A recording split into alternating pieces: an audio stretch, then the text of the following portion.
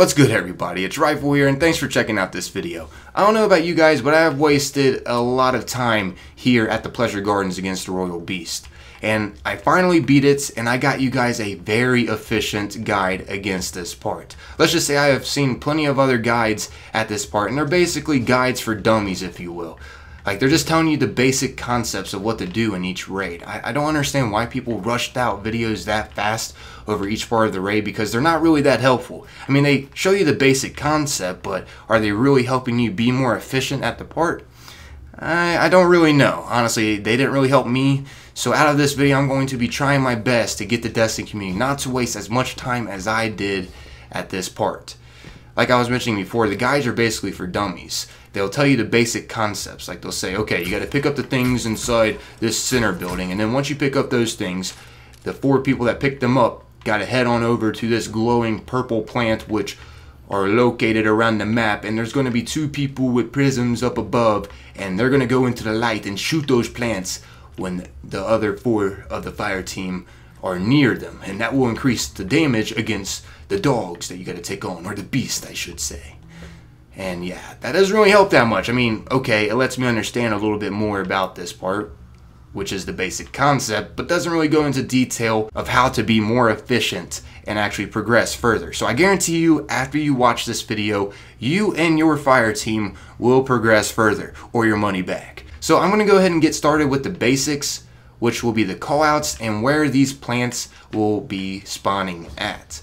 And then after I get into the basics of, like, you know, the callouts and where these plants are spawned at, I'm going to go into advanced details and tips of how you can progress further efficiently.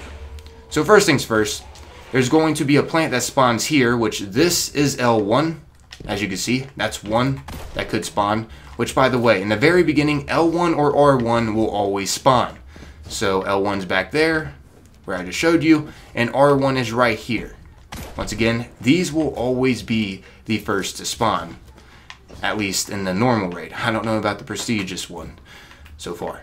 But once either of these spawn and you take them out, which you got to be careful, L1 is pretty fast paced, so your fire team can just immediately come out as soon as they collect those plants in there and take it over to this plant, which I just call it the flower power. I don't know if you just heard my son in the background, but he's a bit excited. Sorry about that. But yeah, this one's pretty fast paced. And once the team has gotten this one, which the prism guy is going to have to set up real quick and take this out for the fire team that has those will just go right back in and get ready for the next one, which the next one will be R2. So yes, if it spawns at L1, immediately get ready for R2, which I'll show you guys where that is located at now. And also I'll show you guys where to go if it spawns over at R1. So over here at R2 will be the next one that spawns. And an efficient way that I have found to get through this part, once you get over here, actually I'm just going to start with the callouts first, and then I'll get into the advanced details. So yeah, that's R2 over there, which will be the next spawn. After you take on this, the next spawn will then be R3. They're not really that random, guys. Some of you guys might think that, but no. You can get prepared for each one. You don't have to really look around that much. It'll be L1, R2, and then R3. Once you have those 3, you can officially do damage against the beast. I just suggest getting the times 36. Don't really risk it for the biscuit for any higher. I mean, you can, but it really isn't that necessary. So anyways, once you get times 36, you can once again do damage against the beast and start the second wave, which you only get a certain amount of waves at this part. Anyways, I'm going to go ahead and show you guys the other locations before I get into the more advanced details and strat. So the other spawn will be right here. This is center. I just call this mid-tree. And also over here at the rock in the center, which is right over here, will be another mid-spawn. This is a pretty safe area whenever it spawns there in between this rock. So yeah, be on the lookout for that one. Anyways, over here on the left side, which I showed you already where L1 spawned, right here is right here is L2. As you can see, I just threw a nade at it. And then back here is L3. So now you guys know where all the spawns are for these flower powers. Once again, that's what I'm just going to be calling them, okay? That might not be the technical wording for them, but I'm just calling them that, alright? Why do I gotta be freaking technical over that? So anyways, once you got all the spawns, figured out, then you want to start figuring out where they're going to spawn next, which trust me, I did. I have wasted a lot of time here, and this is probably the best guide on YouTube. I'm going to be honest, I'm not trying to like boast myself here because I looked at a lot of guides at this part specifically. I haven't went over any of the other parts quite yet. I just figured this was the most difficult part in the raid. It actually got me stuck for a while, so I'm going to be showing you guys once again the best tips and strat to go against this. So if it spawns over here at R1, I just showed you where the spawns will be at after L1. If it spawns over here at R1, get prepared for the next spawn. I don't know if you guys can guess it, but it'll be over at L2. Now you guys can test this out if you don't believe me, thinking that, okay, Rifle, these are really just random. You're not being honest about this. There isn't like a specific order they spawn in. Yes, there is. It's a pattern. So if it spawns over there at R1, it'll spawn over here now at L2. And then from L2, it'll spawn sometimes at L1. Yeah, that's right. So it goes from L2 to L1. Or it could spawn over there at Rock. Then again, it can also spawn at R2 as well. This one can be kind of random, I'm going to be honest. But for the most part, it's a pattern. Typically, it will spawn at L1 or the Rock after you hit L2 here after hitting R1. If the first flower power is R1, once again it'll be L2 and then L1 or over here at the Rock. So now since you guys know the basics of the pattern in the very beginning, let's get into more details of how you can be efficient at each of these spots. Okay, so L1, like I mentioned, is very fast paced. Like, you could just stand on this rock, wait for your allies to come out with the flower power, and go over here. Then you'll shoot it with the prism, and that will give you times 12. And then the next spot, like I just said before, will be over here at R2. This is where it can get kind of tricky. I had a guy standing right over here at the light, and he was ready to throw an invis grenade. That's right. The invis grenade helps out tremendously at these areas because over here it's just flooded with dogs and you don't really want to waste that much time with them. So you want to have someone ready up here to throw an invis grenade at the group, and the group should be right next to each other, because if they're not and you destroy the flower power, well, you're not going to get the full times 12. You're going to get something lower.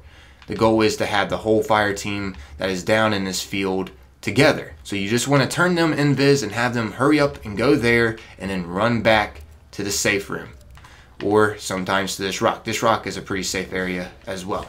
So once you turn the people that are down here together with the flower power invis, they then just want to rush on over to this, and once the guy with the prism shoots this, they then just want to come back behind this rock and go around over to R3, because that's typically the next spawn. So yeah, once the guy up here turns the fire team down there invis, they just want to immediately go over here and hit that, and then they want to just go behind this and head over there. The prism guy has to be on top of it though and shoot these as fast as possible, so when they do get caught by the Royal Beast, they already have times 36. I mean, once again, you can go higher, but times 36 was high enough, in my opinion. Anyway, so now since you know the invis strat on this side, you want to make sure, if possible, you have 2 hunters running the prism with Night Stalker and invis grenades, because that just seemed to be the most efficient. Now, you don't want to have Night Stalker and invis grenades down here. I mean, hey, it could help out, like when you have to start taking damage to the Royal Beast, like the tether itself could do some work, but you can't drop those plants and throw an invis grenade to turn your squad invisible. The guys with the prisms can drop their prisms though and turn the squad down there invisible. The reason why you can't drop your plant or whatever that is that you hold down there is because it'll automatically teleport back to the center building. So yeah, it's pretty pointless for the people down there trying to turn their squad invis, because that just leaves one of those plants out of the question for that times 12 bonus from the flower power. Anyway, so yeah, that's a very important tip. Have 2 hunters up here with Night Stalker and invis grenades just to turn people invisible. So now since you know where to turn them invisible at over there when they're heading on over to R2, once again, the guy up top turns them invisible because it's crowded with Royal Beast over in that area in the beginning. Now then, if it spawns over at R1 first, that means it's going to head on over to L2, which is right over here. I was the hunter standing up here, ready to turn my squad invisible, and I had my squad that was down there stop right here. So as soon as they stopped right there together, I would immediately turn them invisible, and they would just run on over to L2, and then from there, they would kind of like lap around through this middle tree on the other side of this pillar and got to L1. The reason why they went around like that is because there is a royal beast that's typically right around here. So that's the reason why you turn them invisible right there, so they can hit that and then go around behind the tree in the middle to get over to L1 to get that times 36. So the next part is going to kind of blow your mind for this advanced tip. I was able to solo the royal beast with this sword. If you have this specific sword, you can do some insane DPS if you're using the tether. Like as you guys can see, I was able to once again solo this royal beast at L1, which I always did. And also I had another buddy that would solo the R1 royal beast. Now, he sometimes struggled with soloing just because he didn't have this sword, but for the most part he was doing a pretty good job. Even if he wasn't able to solo it, he still got it down pretty daggone low, so we could just, you know, the second time around, take it out pretty quickly. So what makes this blade right here that I'm using, which is, by the way, only 267 attack, and I was doing some insane DPS. I mean, look at this. Look how much higher I had my DPS compared to my squad. And the reason why this has so much damage output is because of the perks it has. Starting with Jagged Edge. Increase the damage at the cost of sword ammo, which really isn't that much of a loss because as you can see, I still have ammo capacity of 21. Up next, this really doesn't have nothing to do with the damage output, but as you can see, Sword Guard has low efficiency and high defense. So yeah, not much to do with the damage output there, but this next perk is probably one of the best perks you can have on a sword. Whirlwind Blade. Consecutive rapid sword strikes increase this weapon's damage output. Now what I was doing against the Royal Beast with this perk, I was doing light swing, light swing, light swing, heavy swing, rinse and repeat. And that would take out the Royal Beast pretty fast. Like I took it out so fast, I was able to come up here and still do a little bit of damage on other Royal Beasts if I wanted to. I still had a lot of leftover time. And don't get me wrong, you don't have to necessarily solo a Royal Beast in case that's what you're thinking, like, oh my gosh, do I really have to solo one of those things? No. If you don't have this sword, that's fine. I'm just throwing it out there that this thing did a lot of DPS. There's plenty of other weapons that can do a lot as well. The reason why I was doing the most on my team though was because of this sword and the perks that it has. Also, another good tip to keep in mind, there's going to be ads here that spawn in the beginning.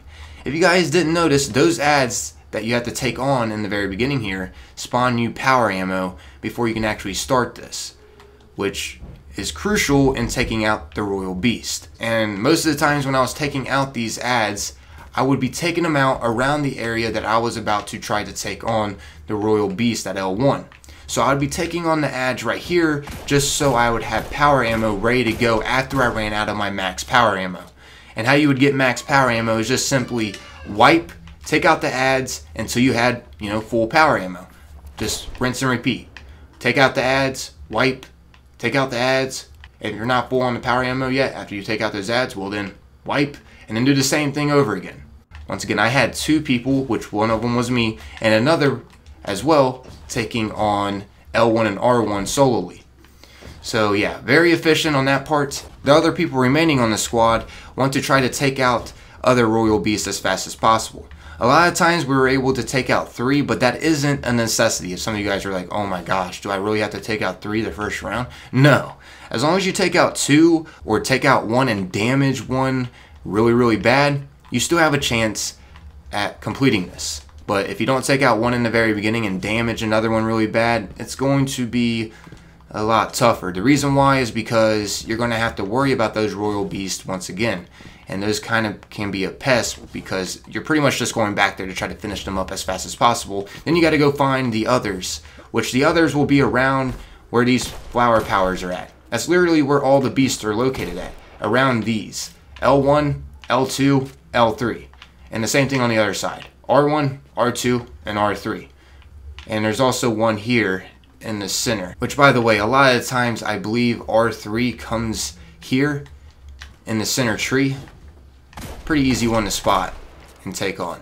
So now, since I showed you in detail of like what you're supposed to do at the top part for your squad, I'm going to show you in perspective of being down low.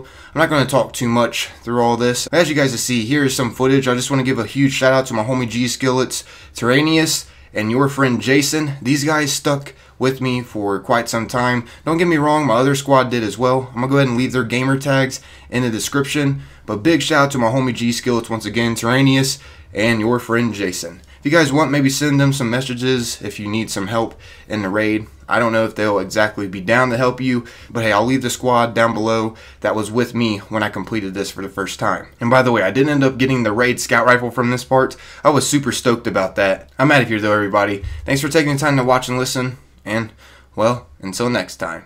Hopefully this ends up helping you get it past this part instead of wasting a lot of time at it. Peace.